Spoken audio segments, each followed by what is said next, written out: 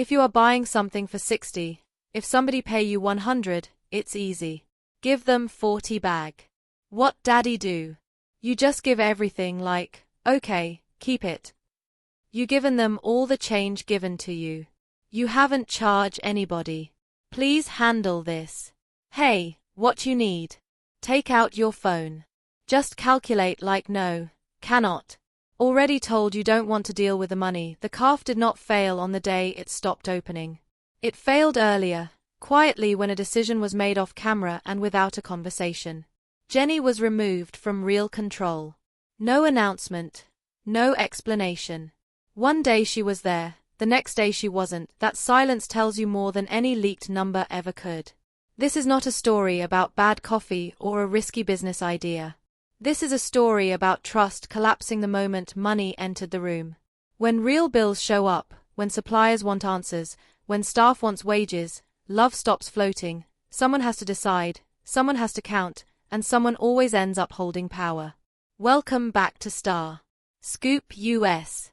I'm Maya Rose. If you follow this franchise for what happens when cameras leave and pressure stays, you're in the right place. Subscribe and tell mine in the comments as you listen where you think control shifted first before the calf doors even opened. From the outside, the calf looked like a fresh start. A couple finally building something together in India. Stability. Proof, a reset after years of chaos. But that framing hides the real purpose of the calf.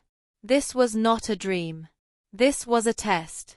A test of shared responsibility, shared effort, and shared accountability. And tests do not care about intentions. The first thing viewers miss is this. A calf is not romantic. A calf is routine. Prices, change, inventory, receipts. If those systems work, nobody notices. If they fail, everything breaks fast. There is no editing around that. According to people close to the situation, Jenny was placed at the front. Register, customers, day-to-day flow. On paper, that sounds reasonable. In reality, that role exposes habits under stress. How someone reacts when lines form. When numbers don't add up, when someone complains, when there is no time to think. That is where the cracks showed, not as explosions, as avoidance. Staff noticed totals drifting. Customers noticed inconsistency. Some paid less, some paid nothing. Food walked out without records. Not as a plan, as a reflex. When pressure hit, the default was to wave it through. Keep things moving. Avoid conflict. Avoid embarrassment. And avoidance has a cost. Here is the part that matters. Nobody stopped it early. Nobody stepped in with structure. Nobody said this is not working. We need to reset roles. That silence was the first breach of trust. Because when mistakes repeat, they stop being mistakes. They become behavior. And once behavior goes unchallenged, everyone else adapts around it. Suppliers start asking questions. Staff start whispering. Customers test limits. This is how systems collapse, not with drama, but with permission. Now, pause here because this is where the story gets uncomfortable. This is not about intelligence. This is not about effort. This is about refusal under pressure. The refusal to slow down and learn when the stakes rise. The refusal to accept help before humiliation forces it. People love to argue numbers. How much was lost? Was it hundreds of thousands? Was it exaggerated? That argument misses the point. Loss figures don't destroy trust. Patterns do. And behind the scenes, those patterns did not stay between the couple. Family noticed, not from gossip, from gaps, missing clarity. Delayed payments, unanswered questions. When family money or reputation is involved, tolerance drops fast. Love stories do not matter to ledgers. That is when the story shifts. Because once family pressure enters, the relationship stops being private. Choices become visible. Loyalty gets tested and silence becomes strategic.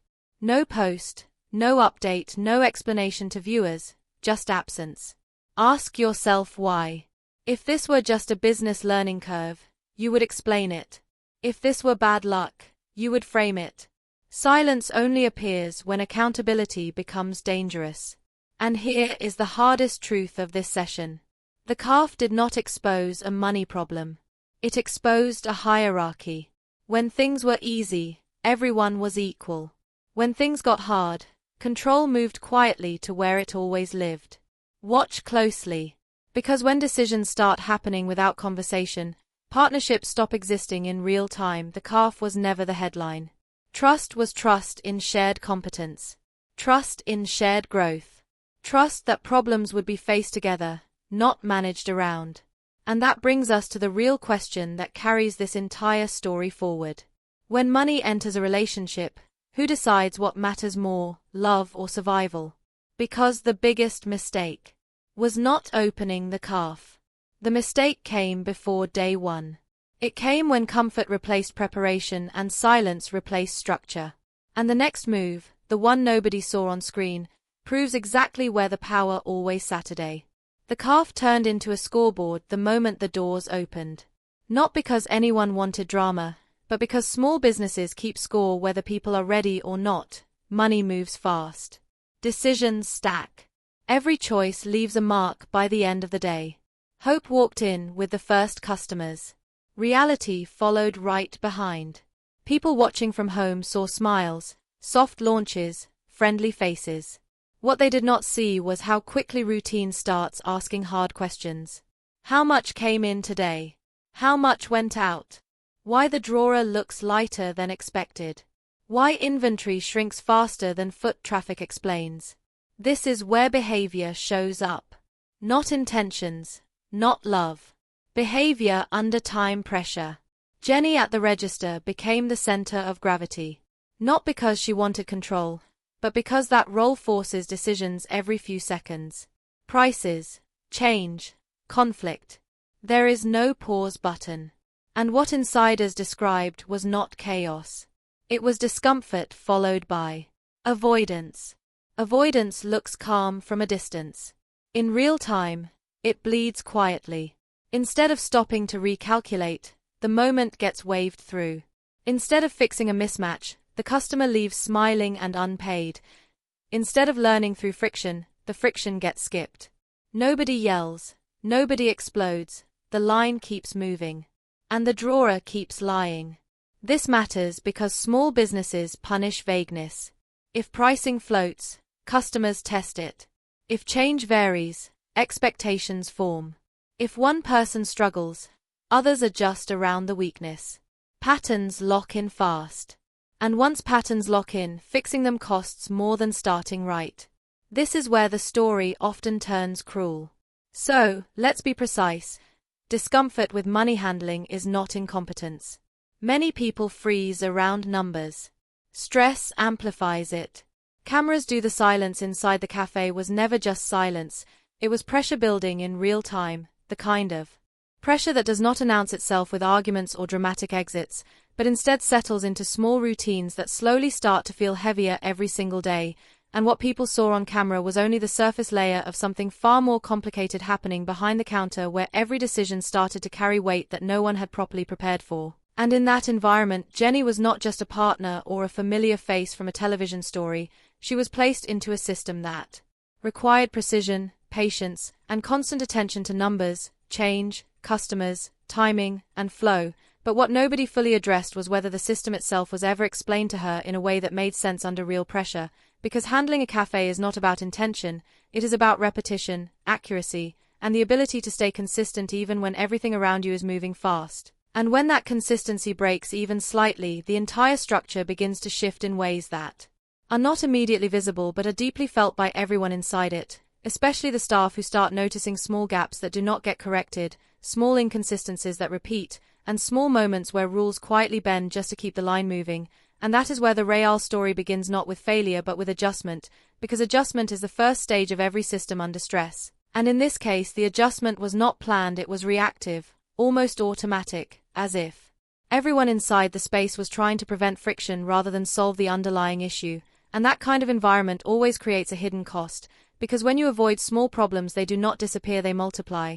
and in the cafe those multiplications showed up as unclear transactions, informal decisions at the register, and a growing sense that no one was fully in control of the structure as a whole, only in control of the moment they were standing in.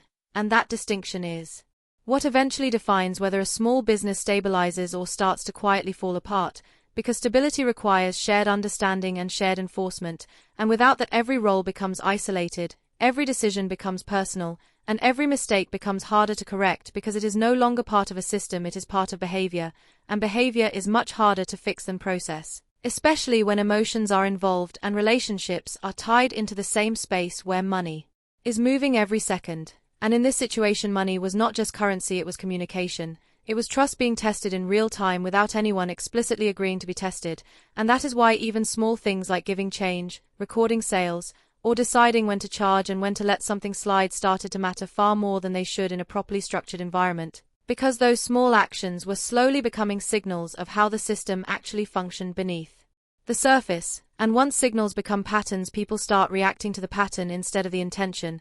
So staff begin to adjust their behavior, customers begin to notice inconsistencies, and family members begin to question what is happening even if they are not physically present in every transaction. And once that happens, the cafe stops being just a business and starts becoming a reflection of trust under pressure. And trust under pressure is fragile because it does not collapse loudly. It fades quietly through repeated moments when no one steps in to correct the direction. And what makes this even more complex is that from the outside everything can still look functional. The doors can open, customers can smile, food can be served, and conversations can continue.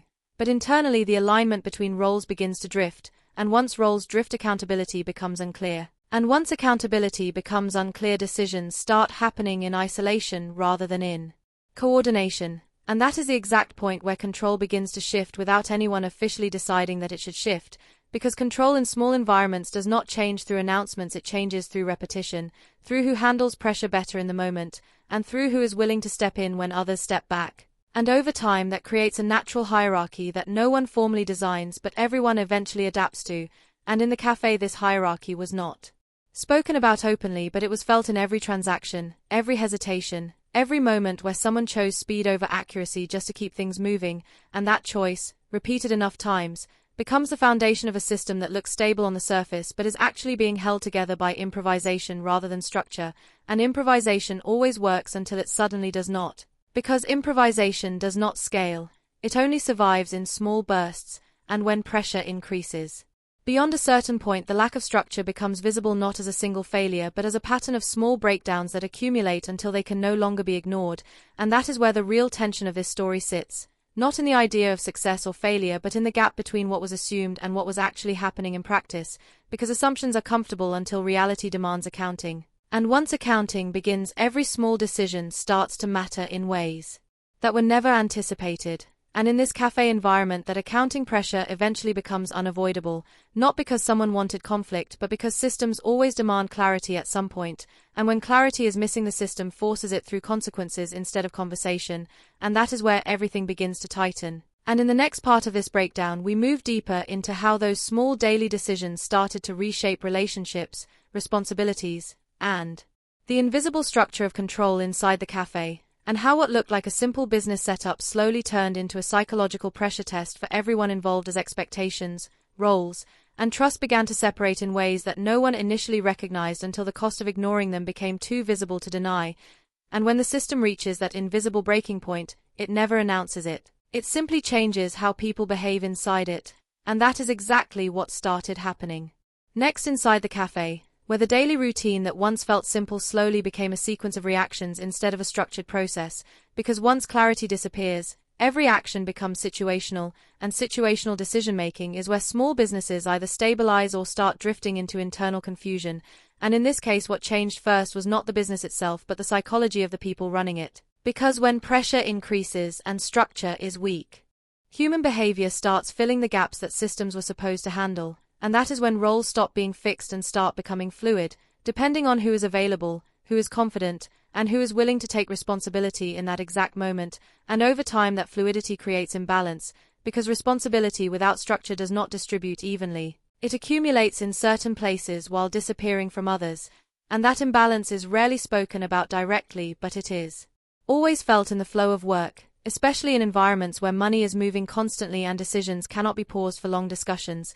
And inside the cafe this meant that the register, the pricing, and the small judgment calls at the counter started shaping the entire rhythm of operations, not because they were designed to do so, but because they were the most immediate points of pressure. And whatever sits at the point of pressure eventually becomes the center of control, whether officially assigned or not, and that shift is subtle at first, almost invisible, but over time it changes how everyone interacts with a space, because staff begin to rely on patterns instead of instructions, customers begin to test consistency without realizing it, and management begins to respond rather than lead, and once a system moves from leading to responding, it stops being proactive and becomes reactive. And reactive systems always carry hidden costs, because they solve the present moment while slowly ignoring the structure that created the problem, and that is where small leaks begin to form, not dramatic failures but repeated minor adjustments that are never fully documented or corrected, like unrecorded transactions, inconsistent change handling, or informal decisions made just to avoid slowing down the line, and each of these moments feels harmless individually, but collectively they reshape expectations, because people adapt quickly to what they are allowed to get away with. And once that adaptation happens, it becomes extremely difficult to reverse without confrontation, and confrontation is exactly what everyone tends to avoid in environments where relationships and business overlap, because calling out a problem is not just correcting an error, it is challenging a pattern, and patterns feel personal when they have been repeated long enough. And that is why silence often becomes the default response even when problems are visible, because silence feels easier than restructuring something that is already unstable, but silence has its own consequence, because what is not corrected is eventually assumed to be acceptable, and once acceptance replaces structure, control shifts naturally toward whoever is most comfortable operating inside that ambiguity, and that is where the cafe's internal balance began to tilt further, not through a single decision but through accumulation of small unchecked moments that slowly changed the definition of normal inside the space, until what was once considered irregular started feeling routine, and what was once expected started feeling optional. And that reversal is one of the clearest signs that a system is drifting away from stability, because stable systems reduce ambiguity while unstable systems increase it, and in this environment ambiguity became the operating condition, and once that happens, trust begins to carry more weight than process, but trust without process is fragile, because it depends entirely on perception, and perception changes under stress, and stress was now constant in the cafe, not dramatic but continuous, like background noise that never fully stops, and over time that noise affects judgment, patience, and even communication, because people stop explaining things fully and start assuming understanding that may not exist, and those assumptions create gaps, and gaps create errors, and errors create more pressure, and that cycle continues until the system reaches a point where it is functioning outwardly but deteriorating inwardly. And in the next stage of this story we move into how that internal deterioration began to affect relationships directly, how responsibility and control became emotionally charged instead of operational, and how the cafe stopped being just a business space and started becoming a reflection of deeper trust conflicts that were never openly addressed but always present beneath every transaction, every decision, and every moment of silence that followed it. And once a business enters that stage where operations are no longer guided by structure but by emotional reaction, everything inside it starts to feel heavier. Even the smallest decisions begin to carry meaning that goes far beyond their actual function, and that is exactly what began to happen inside the cafe as the internal pressure slowly shifted from how do we run this properly to who is responsible when something goes wrong. Because that question alone changes the entire atmosphere of any shared space, especially one where money is moving constantly and every transaction is visible in real time, and when responsibility becomes the focus instead of process, people stop thinking in systems and start thinking in blame prevention, and blame prevention is a dangerous mindset for any business because it replaces correction with avoidance, and avoidance always looks peaceful on the surface but creates instability underneath, and in this environment even communication begins to change, because instead of direct discussions about what is not working, people start speaking in shorter phrases, unfinished thoughts, and implied expectations, assuming the other person already understands the pressure without it needing to be fully explained, and that assumption is where most breakdowns quietly begin, because understanding in high-pressure environments is never guaranteed, it has to be confirmed repeatedly, and without confirmation gaps start forming between intention and execution, and those gaps are where confusion grows, And confusion inside a financial system always has consequences, not immediately dramatic but gradually accumulating in ways that are difficult to trace back to a single moment, and as those gaps continue to expand inside the cafe, the role of who handles what became less defined and more situational, depending on urgency rather than agreement. And urgency always favors speed over structure, which means decisions start being made in the moment without full coordination, and once that becomes normal, control naturally begins to centralize around whoever is physically present during pressure points, because systems without clarity always default to proximity-based control, and that shift is rarely announced but always felt, especially by staff who begin to notice inconsistencies in instruction or customers who experience variation in handling. And while none of these moments individually appear significant, together they create a pattern that slowly